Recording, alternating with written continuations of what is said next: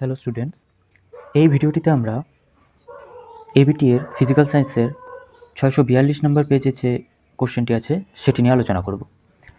প্রথম কোশ্চেন হচ্ছে ওজোন স্তর ক্ষয়ের ক্ষেত্রে সবচেয়ে বেশি দায়ী কোনটি? অপশন আছে N2O, CH4, CFC এবং হ্যালোন। এদের মধ্যে সবচেয়ে বেশি দায়ী হলো CFC। চার্লসের সূত্রে ধ্রুবক রাশিগুলি কী কী? অপশন হচ্ছে গ্যাসের উষ্ণতা ও আয়তন, গ্যাসের উষ্ণতা ও ভর, গ্যাসের চাপ ও উষ্ণতা, গ্যাসের চাপ ও ভর। তো চার্লসের সূত্রের ক্ষেত্রে গ্যাসের চাপ ও ভর ধ্রুবক রাশি হিসেবে থাকে। গ্যাসের আণবিক গুরুত্ব ও বাষ্প ঘনত্বের মধ্যে সম্পর্কটি কি? গ্যাসের আণবিক গুরুত্ব ও বাষ্প ঘনত্বের মধ্যে সম্পর্কটি হচ্ছে m=2d। তো তরলের আপাত প্রসারণ গুণাঙ্ক ও প্রকৃত প্রসারণ গুণাঙ্কের মধ্যে সম্পর্কটি কি? প্রকৃত প্রসারণ গুণাঙ্ক গামা r অর্থাৎ গামা রিয়াল = আপাত প্রসারণ গুণাঙ্ক গামা a প্লাস পাত্রের যে প্রসারণ গুণাঙ্ক গামা জি। তারপরে কোশ্চেন আছে যে একটি সমবাহু ত্রিভুজের প্রতিসারক কোণের মান কত হবে? সমবাহু ত্রিভুজ বলতে আমরা বুঝি প্রতিটি কোণের মান হয় 60 ডিগ্রি করে, তাহলে প্রতিসারক কোণের মান হবে হচ্ছে 60 ডিগ্রি। কোন বর্ণের আলোর জন্য প্রিজমের চ্যুতিকোণ সর্বনিম্ন হয়?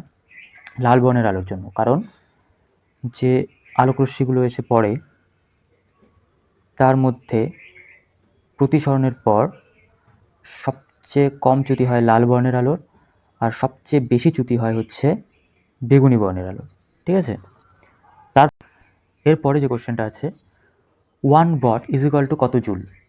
উত্তর হবে 3.6 × 10⁶ জুল। রোধ অপরিবর্তিত রেখে প্রবাহ মাত্রা দ্বিগুণ করলে উৎপন্ন তাপের হার কত হবে?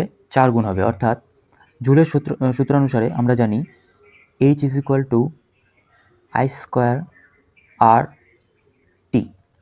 এখন রোধ অপরিবর্তিত, অর্থাৎ এটি অপরিবর্তিত এবং সময়ও আমরা অপরিবর্তিত ধরে নিই। তাহলে যদি প্রবাহ মাত্রা দ্বিগুণ হয়, অর্থাৎ H1 যদি I² হয়, তাহলে H2 হলো 2I তার হোল স্কোয়ার। তাহলে কি দাঁড়াচ্ছে? H2 দাঁড়াচ্ছে হচ্ছে 4I²। তার মানে কত গুণ হচ্ছে?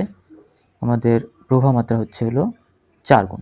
ঠিক আছে, তারপরে বলছে যে নিম্নলিখিতগুলির মধ্যে কোনটি নিস্তরী?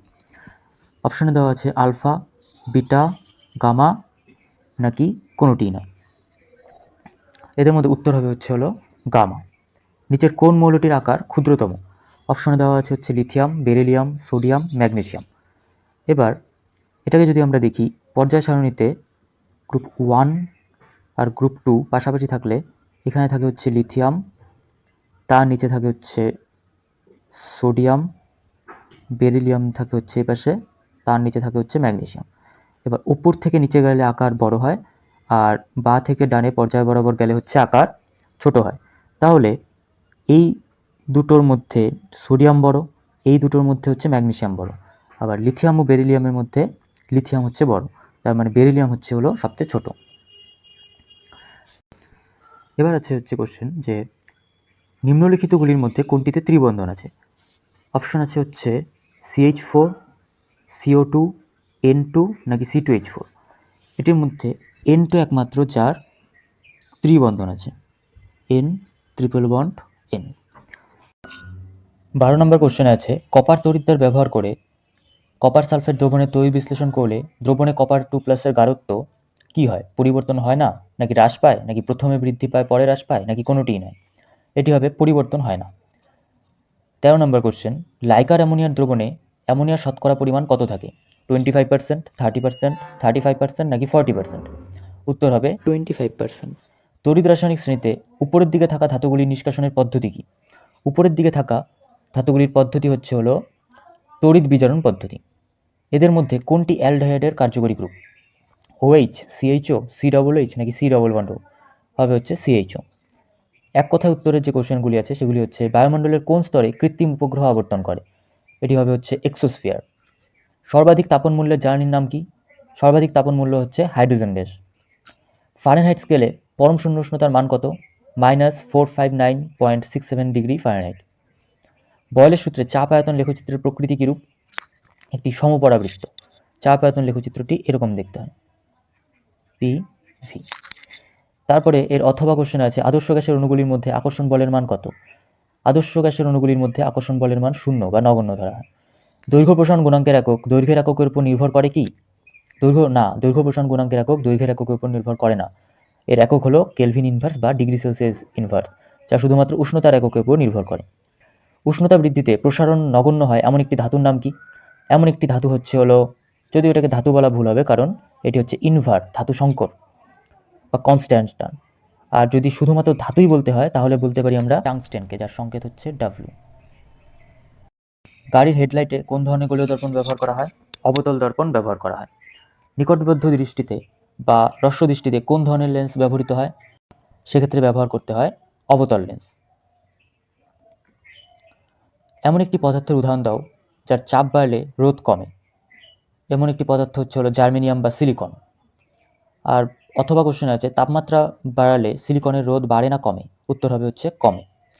নষ্ট ভোল্ট কি? কোনো তড়িৎ কোষের অভ্যন্তরীণ রোধের কারণে কোষের অভ্যন্তরে যে পরিমাণ বিভব বা ভোল্টেজ নষ্ট বা ব্যয় হয় তাকে নষ্ট ভোল্ট বলা হয়। এটির সূত্রটি হয় আছে এইভাবে, E=I capital R plus I small R. তার মধ্যে এই স্মল আর হলো আমাদের নষ্ট ভোল্ট। কোন ধরনের নিউক্লিয় বিক্রিয়া সূর্যের শক্তির উৎস? নিউক্লিয় সংযোজন বিক্রিয়া। একটি সন্ধিগত মৌলের উদাহরণ দাও। সন্ধিগত মৌলের উদাহরণ লোহা, তামা, নিকেল। অথবা আয়নীভবন বিভব পারমাণবিক ব্যাসার্ধের উপর কিভাবে নির্ভরশীল? আয়নীভবন বিভব পারমাণবিক ব্যাসার্ধের সঙ্গে ব্যস্তানুপাতিক সম্পর্কে থাকে, অর্থাৎ পারমাণবিক ব্যাসার্ধ যখন বাড়বে আয়নীভবন বিভব কমবে, আর পারমাণবিক ব্যাসার্ধ যখন কমবে তখন আয়নীভবন বিভব বাড়বে। ক্রমহ্রাসমান তড়িৎ ঋণাত্মকতা অনুযায়ী সাজাও। কি সবচেয়ে বেশি তড়িৎ ঋণাত্মক, সর্বোচ্চ তড়িৎ ঋণাত্মক মৌল হচ্ছে ফ্লোরিন, তারপরে থাকে হচ্ছে ক্লোরিন, তারপরে ব্রোমিন, তারপরে আয়োডিন। একটি সমযোজী যৌগের উদাহরণ দাও যার জলীয় দ্রবণ তড়িৎ পরিবহন করে। এটি হবে হচ্ছে হাইড্রোজেন ক্লোরাইড বা HCl। হাইড্রোলিথ কি জাতীয় যৌগ? হাইড্রোলিথের সংকেত হচ্ছে ক্যালসিয়াম হাইড্রাইড CH2। এটি একটি আয়নীয় বা লবণ জাতীয় যৌগ। এবার আছে সত্য মিথ্যা নিরূপণ করো। পরমাণু আয়ন অপেক্ষা সুস্থিত না, আয়ন বেশি সুস্থিত হয়, অর্থাৎ এটি মিথ্যা হবে, কারণ আয়ন নিষ্ক্রিয় গ্যাসের ইলেকট্রন বিন্যাস লাভ করে। NaCl এর গাঢ় জলীয় দ্রবণের তড়িৎ বিশ্লেষণে অ্যানোডে ড্যাশ গ্যাস পাওয়া যায়। কোন গ্যাস পাওয়া যায়? ক্লোরিন গ্যাস পাওয়া যায়। X সংখ্যক কার্বো পরমাণুযুক্ত অ্যালকেনে হাইড্রোজেন পরমাণুর সংখ্যা কত হয়? 2x+2 এই পরিমাণ, কারণ অ্যালকেনের সাধারণ সংকেত থাকে হচ্ছে CnH2n+2, যেখানে কার্বন সংখ্যা হয় n আর হাইড্রোজেন সংখ্যা হয় হচ্ছে 2n+2 বা 2x+2। অ্যাসিটিলিন অণুর HCC বন্ধন কোণের মান কত হয়? 180 ডিগ্রি। অ্যাসিটিলিন অণু দেখতে হয় হচ্ছে এরকম।